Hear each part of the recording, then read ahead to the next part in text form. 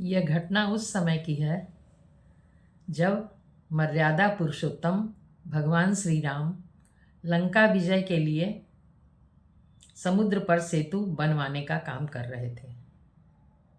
नल नील पत्थर डाल रहे थे समुद्र में और बानर भालू इन सब का समुदाय बड़े बड़े वृक्ष बड़े बड़े पर्वत के शिखर ला लाकर उनको दे रहा था। बहुत तेजी से काम चल रहा था सेतु बनाने का।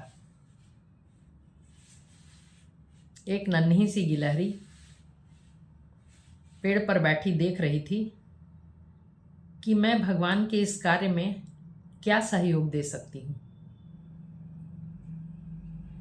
सच तो यह था कि न उससे कोई शिलाखंड उठ सकता था, न कोई पेड़ ही उठ सकता था, उससे तो एक छोटा सा पत्थर भी नहीं उठ सकता था। फिर भी उसने इस काम में कुछ सेवा करने की सोच ली और पेड़ से उतर आई।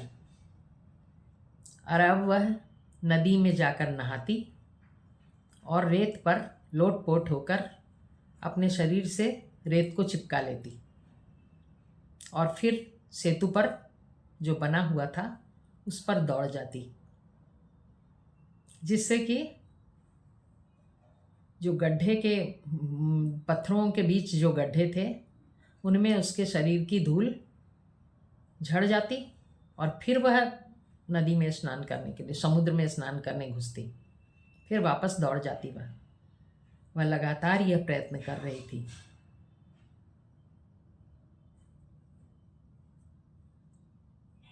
भगवान रामचंद्र इस नन्ही सी गिलहरी को देख रहे थे। उन्होंने हनुमान जी से कहा कि उस गिलहरी को उठाकर ले आए। हनुमान जी उस गिलहरी को अपने हाथ में उठाकर ले आए और भगवान श्री राम के कोमल हाथों पर गिलहरी को बैठा दिया। भगवान ने पूछा कि तू वहाँ पर क्या कर रही थी?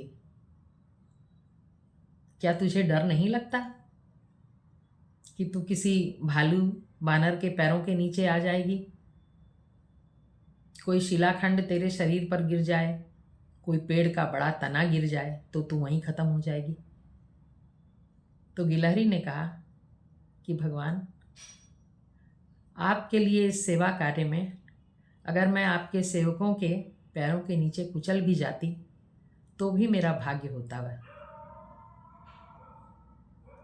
मैं प्रयत्न कर रही थी कि जो उबड़ खाबड़ पत्थर सेतु में लगे हुए हैं उनके बीच की जगह को अपने शरीर की इस रेत से भर दूं तो आपके पैरों में वह पत्थर गड़े नहीं।